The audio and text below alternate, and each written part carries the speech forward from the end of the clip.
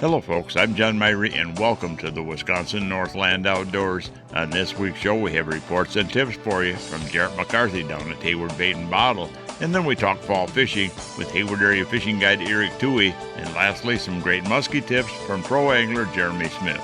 Lots to cover on this week's show, all coming up right after these messages. Find your perfect Can-Am ATV or side-by-side at Hayward Power Sports. The all-new 2023 Can-Am Outlander ATVs were redesigned with the rider in mind for unmatched fun and value. Hit the woods or trails with models starting at $5,999. Plus, for a limited time, take advantage of a $500 rebate or 2.99% financing on select models. Looking for a side-by-side? The Can-Am Defender is the perfect utility side-by-side that's extra tough on the worksite, the ranch, or wherever you need to get the job done. Feel the adrenaline surge in the high-performance Can-Am Maverick, or get the best of work and play with the ultimate crossover, the Can-Am Commander. Claim the side-by-sides that fit your needs today and enjoy financing as low as 1.99% for 36 months on select models. Make every hunt a success, every trail ride an excitement-filled adventure, and make light work of your heavy-duty jobs. All with a brand-new Can-Am off-road vehicle from Hayward Power Sports, just 10 minutes east of Hayward on Highway 77. Offer subject to credit approval. See dealer for details. Riding along in my automobile. Bumping into things unexpectedly? Make your first choice for collision repair. Ernie's Auto Body, featuring the most advanced collision repair facility in northwest Wisconsin. With a state-of-the-art spray, bake down, draft paint booth for that better-than-new finish, laser technology for precision frame alignment, loaner cars available, computerized estimates, written guarantees, and documented unmatched customer service, the clear choice is Ernie's Auto Body, south of Hayward on Highway 63 and Nursery Road, where quality is no accident.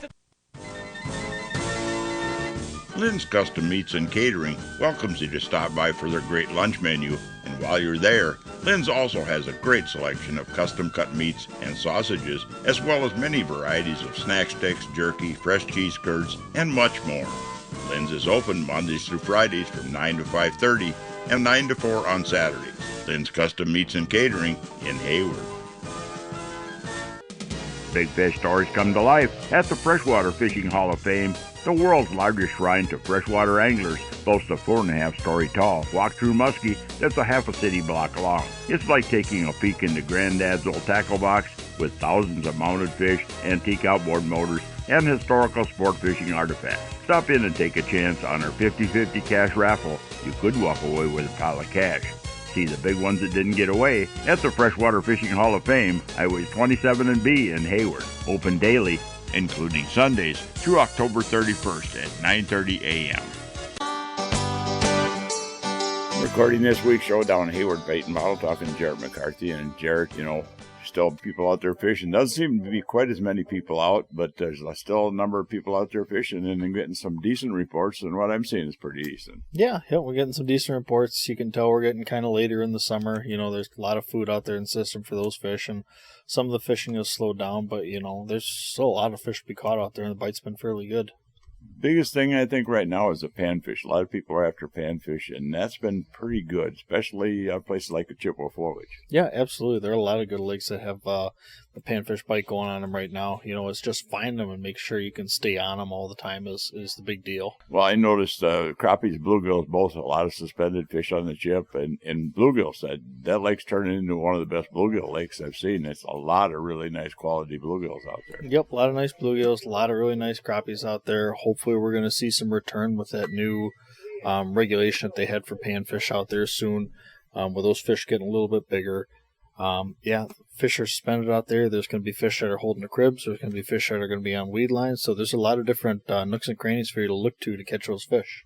As far as presentation for panfish this time of year, what's some of your presentations you recommend? Plastics all the way. Right now I'm usually using 16th and 32nd ounce jig heads with plastics on the back. My go-to plastic brand is Mr. Crappie. They make a whole bunch of different kind of shapes and sizes and colors out there. They're all phenomenal. I've got 2 or 3 boxes full of them at home. Awesome colors. Z-Man, I've been using the Z-Man plastics this year. Really indestructible bait. Does a really good job for some of those bigger bluegills and crappies that are out there. And I see some new additions to those on the way next year.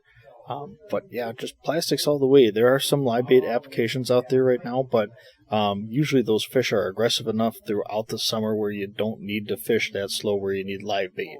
Right. If push comes to shove, you can always tip that plastic with a little piece of waxworm, and that helps sometimes. Absolutely. And another big deal about fishing those plastic baits is usually you're covering a lot more ground with those plastic baits rather than just sitting under a bobber out there. So the more ground that you can cover, the easier it's going to be for you to find fish. Been kind of quiet on the walleye front, though. I'm hearing some reports that I'm seeing some fish being caught trolling. But other than that, it's been kind of quiet, I've heard. Yep, and, that's usually the way it is this time of year. We run out of leeches in the season or what have you, and the slip arbor bite kind of goes away, and the folks that are prepped to go out and troll them, they'll go out and troll them. Otherwise, the rest of the crowd will start fishing for bass and musky and panfish out there. So, once we get into early to mid-fall, those walleyes will start scooting back up shallow, and they'll become a little bit more accessible to anglers. But for now, the bite is kind of quiet. How about bass fishing? What are you hearing out there on that? That's been pretty good. Yeah, bass fishing's been pretty good out there. Depending on whether you're fishing for largies or smallies, a lot of those largies, they could still be out on those deep weed lines. They could also be up in those lilies or up in the thick grass that's up top shallow. Smallies are still pretty much on deeper rock and weed flats. A lot of guys are out there drop shotting.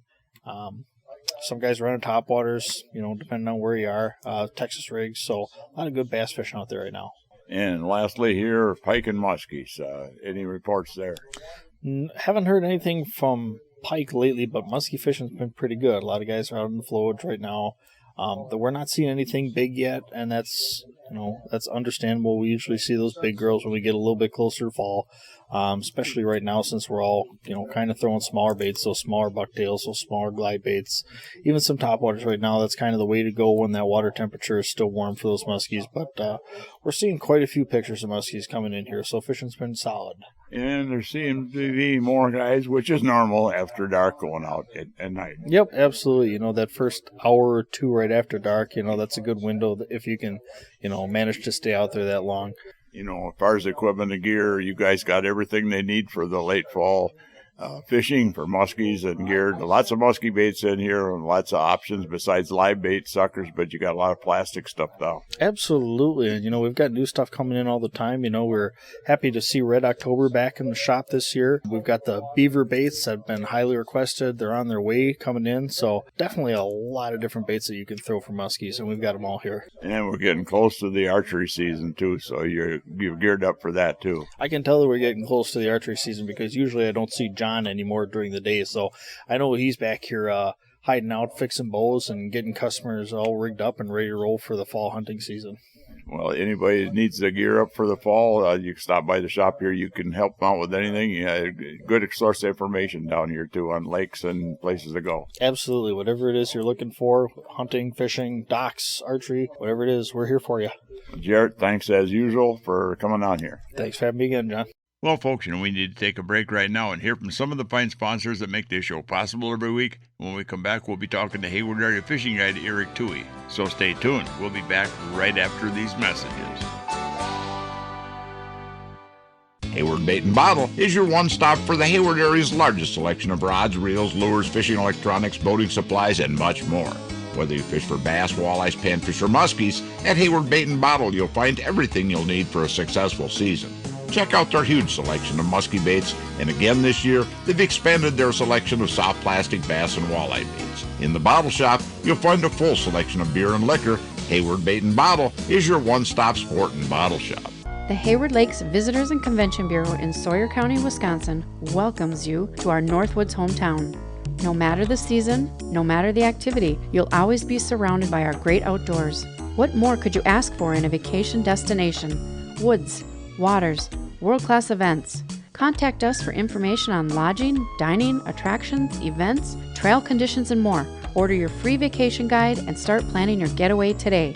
Visit us at haywardlakes.com or call 1-800-724-2992. Get the deal of a lifetime on a new Lund from Hayward Power Sports.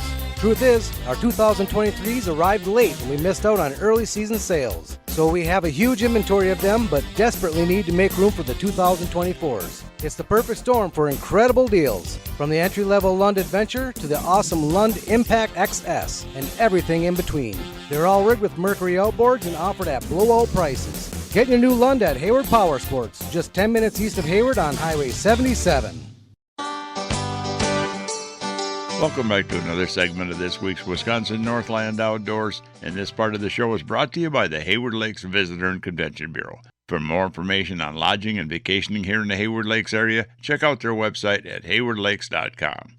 Well, folks, one of the guides we get on here from time to time whenever we can run across them is Hayward Area Fishing Guide Erik Thue. Had a chance to talk to him the other day down at Hayward Bait with some great tips and information for fall fishing.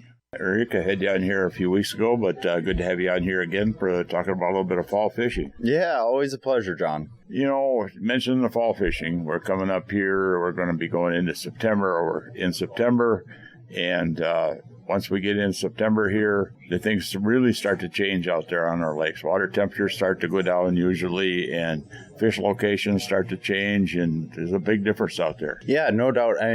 Even as we're recording this, we are noticing these changes starting to happen. Cooler temps and overnight lows, especially cooling down to where, our muskies are going to start driving up to the shallows. And September is a magical time of the year to be on the water, especially chasing muskies. And they don't stay up in that shallow water. We've talked about that on previous shows and other times, but they don't stay up in that shallow water all that long, really. No, it's definitely, there's a window there, and there's a lot of things, that contribute to maybe fishing more edge relation. It's just, these fish are coming from, a summertime tactic where we're out in the deeper part of the water column, and now these fish are more on those edges, showing up in the shallower weed beds. But the biggest part is that they're extremely active in the shallows at times. One of the biggest indicators I've seen of that there are two of them, is the water temperature, but also when you start seeing these schools of bait fish and smaller fish piling up against the edge of the weeds and the edge of the break line. Yeah, no doubt. So when we do see these water temperatures starting to, slowly drop, even though sometimes in September we do have, those really nice days, sometimes in the 70s, but you start cruising around the shallows, you're going to start seeing, like you said, a lot of your bait fish, and then a lot of your other fish are going to start following, and as well, the Miss Muskie is going to be right in that range too. Find the food, find the fish, typically, is what I like to think about it as. I used to see a lot of times too over the years where you get into late August and in the first part of September, and if your weather is pretty stable for a long period of time, and you're seeing a lot of fish, and they're following that they don't want to bite. A lot of times they're active slightly after dark. Yeah, that's still something that we can impart into a tactic. As always, our witching hours, you think about that first light morning, that last light evening. These are always going to be highlight time frames. Another aspect that I like to refer to as given opportunities. Be mindful of what your moon is doing that day. Just as for instance, you could be on the water and you might have a moon, say at 10:30. Well, it'd be a good idea to be fishing on a spot at 10:30 versus driving around or going in for a cup of coffee after your morning session fishing. So sometimes those little highlight windows will really, really drive the point in actually catching fish. What's your favorite baits combinations for this time of year once we get going into the fall stuff? I know a lot of guys tend to ignore the top waters, but that's a big mistake in the first part of September. Yeah, even right now, I'm having anglers at any given point in time in the day fishing topwater, especially in your morning and evening hours. But that's going to be emphasized as even more so when this is airing. So yeah, look at your topwater baits. There's a lot of different types of topwaters. You have your walk the dogs, you have your prop style baits, creepers. These are all things to have in the arsenal, especially in September. The next, top bait that's going to definitely be close at hand is going to be a bucktail.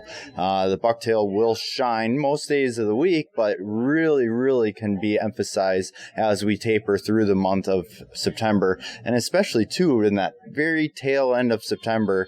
That bucktail bite can be some of the best bucktail bite you'll experience of the whole season. The other baits I like to have, generally close at hand are going to be, a dive and rise like a suic, or glide baits, jerk baits. These are great options midday. Maybe if you have a little bit of a lull, these are just baits that will perform majority of the time of the year, all in all. Well, when you mentioned the topwater baits too, different categories of topwater baits, and a lot of people don't stop to think about that. But when do you use a particular style of topwater bait? Water conditions, wind, what? Yeah. So if you have a really kind of fairly choppy day, don't be deterred from fishing topwater. That's actually, a lot of guys would think that would be, a no-no. But if you get a good chop on the water, topwater still will perform and shine. I'm probably going to stay away from a creeper, in a real wavy kind of, say 1 foot chop. And I'm going to gravitate towards your pacemakers, your fat bastards, the other Dr. Evils, various different size class. Look at your 8-inch to maybe 8-inch is kind of the ultimate number, I guess, but a prop style bait when things are a little choppier in conditions. And then when you have really, really flat conditions, you can kind of mix it up. That's where maybe a creeper might shine a little bit better, is a good, flat, stable condition wise for topwater fishing that. Cold front make a difference in the type of topwater you're going to pick? Yeah, sometimes sometimes a prop bait might be a little bit too loud and proud. Then we might gravitate towards a walk the dog bait. Walk the dog bait tends to sometimes, in my opinion, get forgotten about too. So you can slow a walk the dog down and give it a certain cadence, and not really a pause, but a hesitation into letting that fish kind of hunt that out. And that can be really, really awesome if you get a cold snap day. I know as we get into September, live bait starts to be more of an option for guys. And what dictates to you whether live bait is going to be the time? Well, I think when water temperature hits a magical number, especially leading into turnover and obviously after turnover, I know that, a lot of the guys or some folks will start running it even sooner. For me, it's been 50-50. I'll start running them as soon as I feel comfortable where, water temps are at maybe a good stable platform where those suckers that you're fishing are going to be surviving well. Right. That's a big factor, is keeping those bad boys, your volunteers, alive and well and, strong and almighty for swimming behind the boat or off a bobber. But so I probably would lean more towards those, cooler water temps before I get too ambitious with running suckers. But very, very beneficial tactic that you could probably start thinking about a little earlier than maybe most do. Sometimes, though, we get a fish that interacts with that sucker and it's indecisive. Now we haven't been able to get the fish to chase a bait really just yet, and it's indecisive if it wants to eat that sucker. We know the location of this fish. Sometimes that sucker is just, it's in the way, and now we actually, for me, when I have an indecisive fish, I'll pull off of that fish and I'll reapproach it with casting, and really more so focusing on trying to get that fish to trigger on a casted lure versus the live bait rig. I know, and the suckers too, as I run a lot of sucker lines really shallow over the top of weeds sometimes that time of year, and that top layer of water is a little warm to try to keep them suckers active and healthy. So I know it comes down to sucker survival more for me than anything else, because it don't do you no good to go through 10 suckers to catch one muskie and maybe catch one muskie. So you want to keep those suckers alive. When we get into that fall time like that, there's a lot of different options out there, and one of the other options is rubber baits. And talking about that, what makes that rubber bait so effective?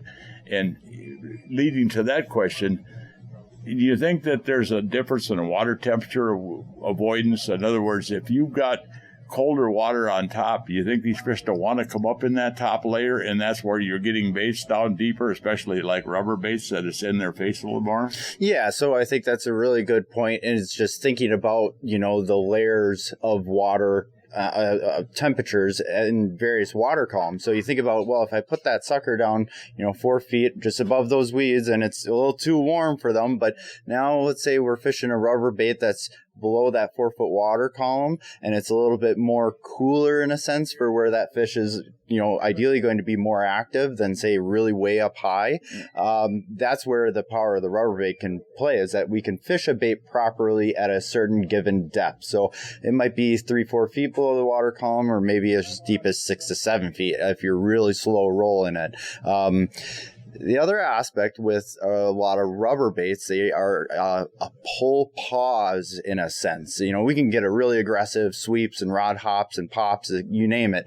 But that pull pause, it kind of reminds us again back into the early time of the year with musky fishing. That pull pause, it's obviously a something to be considering in the early time of the year, but also it kind of refreshes back in that September time of year as well. I know they're good baits, and talk about that water temperature thing. I've noticed over the years that if you get in the summertime and the water gets too hot on top, the fish don't want to come up into it sometimes. And the same thing is reversed in the fall. If the water is too cold on top, they don't want to come up. And I've actually seen where suckers, had 3 suckers out at 3 different levels. And the lower level one was always getting hit. They wouldn't touch the upper ones. And that's got to be a water temperature thing. Oh, absolutely. And, even with sucker fishing, you might err on starting to, fish, the sucker a little bit on the shallower side, but don't be afraid to adjust. Utilize those line counter reels and everything that we like to set our sucker rods up, so you can really dial this in, and it can be day to day, especially, if you have variable fluctuating conditions, maybe a cold snap one day, and then all of a sudden, boom, we're back into the 70s the next day. These are all just factors to consider. Probably be beneficial as a musky angler to have a temperature probe and, drop that down every so often with a marker on how deep that it is, and take note. We'd probably be a little amazed in seeing a consistency there in our catches during certain times of the year with certain water temperatures. There's always a pattern out there that you can come figure out. A lot of the fish will be doing the same thing, under the right conditions. When does trolling come into play when it comes to fall fishing, you think? Now, we can troll on just every lake. So trolling, I would say, really becomes emphasized later in the fall, at least from my standpoint.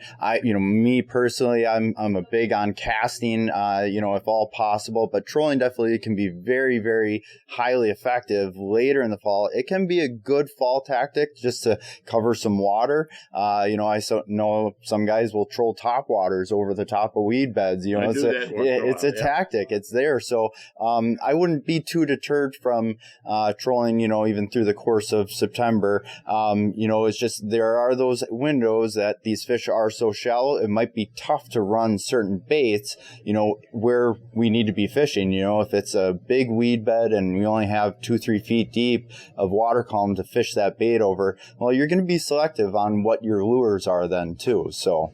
You bet. Well, spinner baits work really good over the top of weeds. Yes. There's an option there. But, and I think in the late fall, what you're talking about is the fact that temperature, they don't want to come up. You can put a bait down there and keep it down there for a longer period of time. And if they get to following it, it stays in that zone where they're at longer. Exactly. Yeah. And that's the beauty of trolling late in the season, is just lure management and having it in a desired depth for those fish. Interesting. A lot of interesting information there, Erik. Somebody wants to get you for a guide this fall to get out and maybe find a muskie out there. How do they get a hold of you? Yeah, they can reach me at area code 612-384-9127. Well, thank you, and I hope you have a good fall out there, because I think it's going to be a good one. Absolutely. You as well, John. Thank you. Well, folks, we need to take yet another break and hear from even more of the fine sponsors that bring this show to you every week. When we come back, we'll be talking musky fishing with pro angler Jeremy Smith. So stay tuned. We'll be back right after these messages.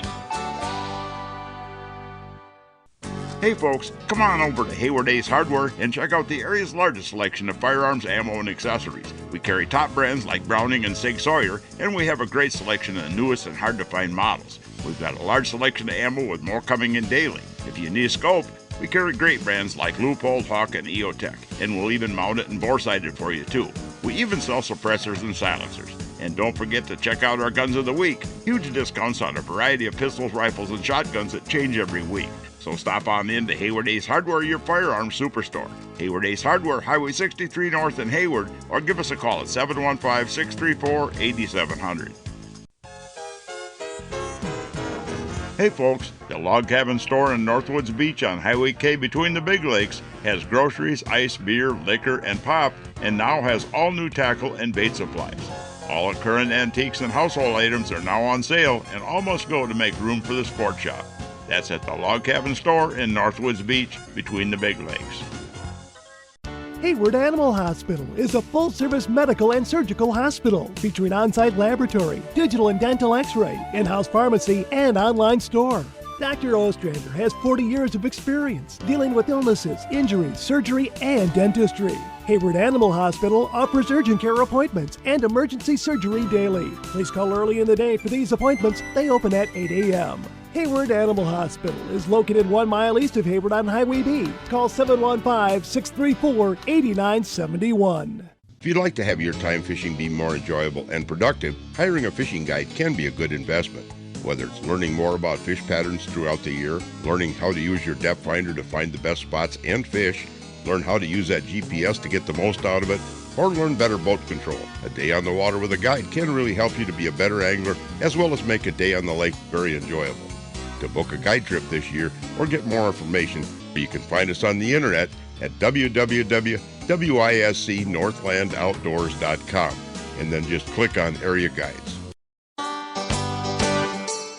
Welcome back to the last segment of this week's Wisconsin Northland Outdoors. And folks, you know, fall is a great time for musky fishing. And on this week's show, we have some great big musky tips for you from pro angler Jeremy Smith. Jeremy, you're a musky junkie just like I am. You like to fish muskies. Give us a couple of good tips on finding big fish. I mean, guys who want to go after big fish, there's big fish available in a lot of different waters.